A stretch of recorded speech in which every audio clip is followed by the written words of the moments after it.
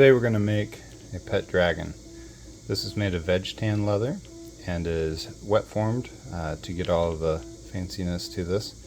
And then we'll talk about the finished project and how to add some dyes or paints to that and how to mount it onto the actual bracelet part so that you can strap that to your wrist. Alright, let's go ahead and get started. So you're going to take your paper template that you've printed out and you're going to put this on a piece of veg tan. Some people might gravitate towards the 4 to 5 ounce. I actually use the 5 to 6 to even 7 ounce. That just gives it a little bit more rigidity to keep its shape when the person's wearing it. So the first step is you've got your pattern and you set that on the veg tan leather, and you're going to take whatever item that you're going to use to trace it onto your leather, whether that's a silver marking pen, and go around the entire perimeter of the pattern. Some of you might choose to use your scratch awl and go around. It's totally up to you how you want to do that. Alright, once you've got your pattern cut out into the actual piece of leather, you can choose to finish things if you want to, like you can use an edge beveler and go around all the edges top and bottom, but honestly I don't really do that, mainly because I want to have some irregularities in it. Just to give you a little shout out, I'm using the European veg tan from Frog Jelly, and they're super cheap for a side, and they are awesome exactly for this project. So check it out and get you some. Next step is you're going to take your blank that you just cut and you're going to put this into just a little tray of water. There's nothing special about the water, it's just plain water. And some people want to leave it in there for a long time to case the leather.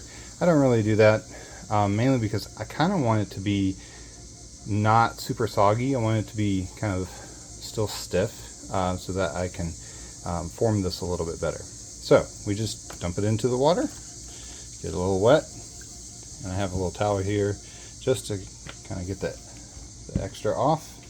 I don't even really let it get bubbles in the water there. The next step is actually shaping our dragon. So I like to kind of start with the tail, and I start with this part right here, and I just am kind of folding it in half and following the contour of the tail itself.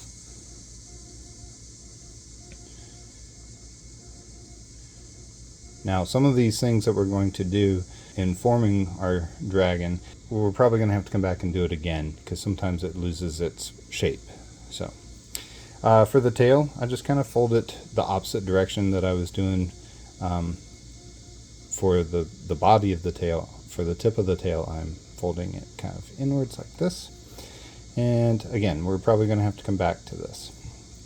For the shape of the body, I take my dragon and I fold it in half, and that kind of gives me that rounded back shape. And I even go all the way up into the neck, pull those little dragon ears up, roll the neck,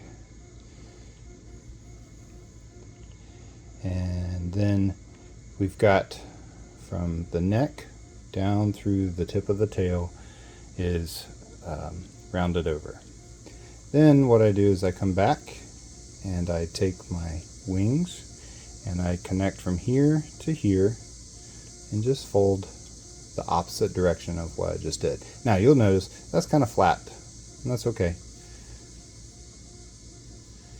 That's one side, and then here's my other side. Now you'll notice that this middle section here is now flat. So I just take my fingers, kind of poke them down in there. And you could, if you really wanted to, you can fold it right back in half and then fold these wings up. And what I like to do with my wings is, this looks good and all, like right here in this little format, but to make it a little bit more appealing, I take and I rotate and bend over the leading edge of my wing. And for my wings, I just squeeze these little tips, and you can even do this to it because you're going to come back and reform some things anyway. Fold the tips. Those I usually put down. Come back, roll it again.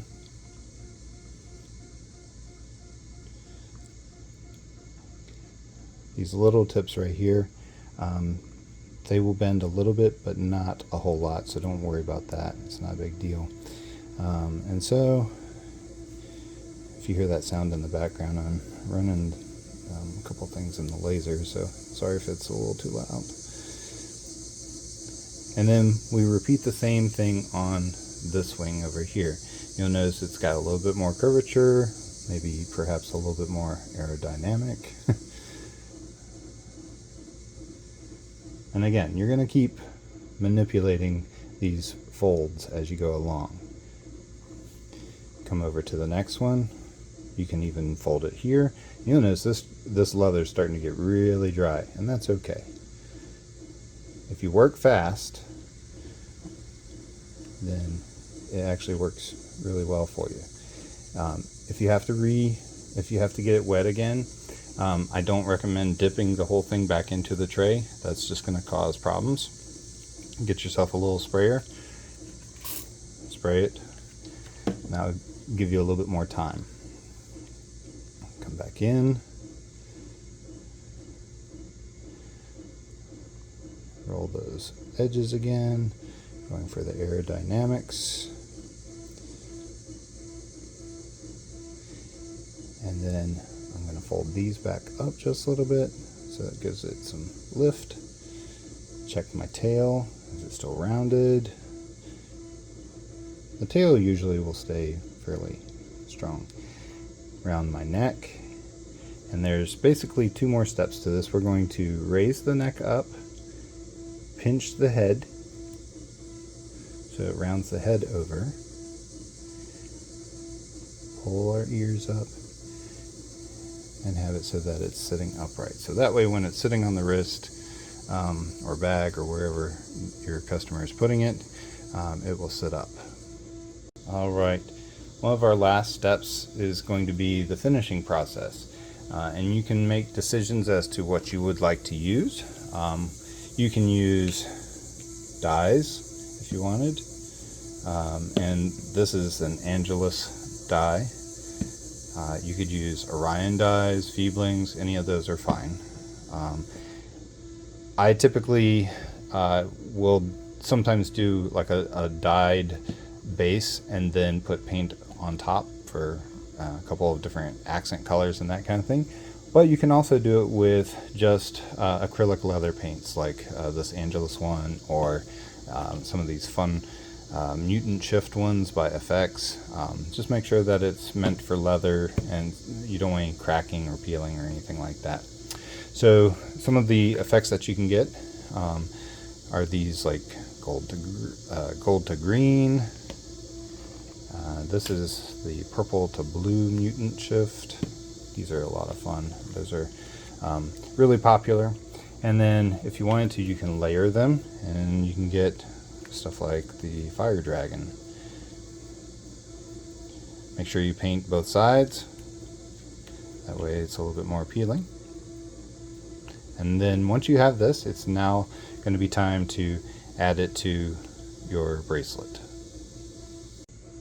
All right, now it's time to take our paper pattern for our bracelet and trace that onto our veg tan or whatever leather you're planning to use. I would not recommend using something that's really thin if you're going to use the adjustable one. If you're going to just do a snap closure, then you could probably get away with something a little bit thinner.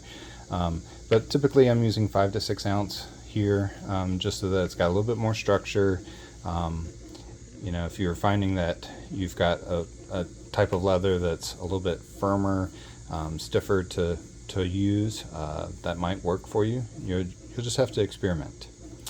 So we're going to trace our pattern onto the veg tan, and where you see these holes here. So these two holes here in the center are going to be where we mount our dragon onto the bracelet. And then on one side of your pattern you have 3 holes, one side you have 2 holes. And you don't have to get super fancy with this, but basically you're going to put your holes in. You can use your rotary punch or any hole punch that you have, and then once you've gone through and you've put those holes in, then you're just going to take your X-Acto knife or your blade and just cut vertical lines into these. But you do want to take note that the side where there's 3 and the side where there's 2, they are not on the same side. They have to be opposite one another, otherwise they won't interlock when you go to put them together. So then you've got a couple of different options as you are putting these things together for sizing, and they just lock together like that and they stay put, and then your dragon will be attached on top. For the last step, you're going to take 2 double cap rivets. These are really small ones, and put those on the inside.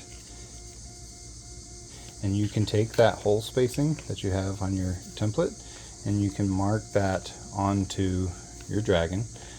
You can do that this way. Take your silver marking pen, make your 2 dots, punch them out, and then you can attach it to your bracelet.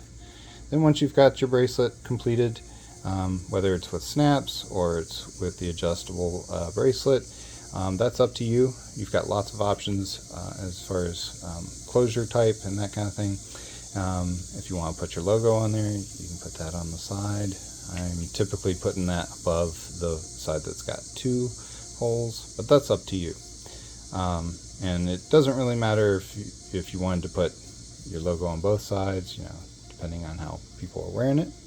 And then you can attach it to your wrist, close it up, and then it's a lot of fun to see your customers at a festival walking around with their pet dragons on.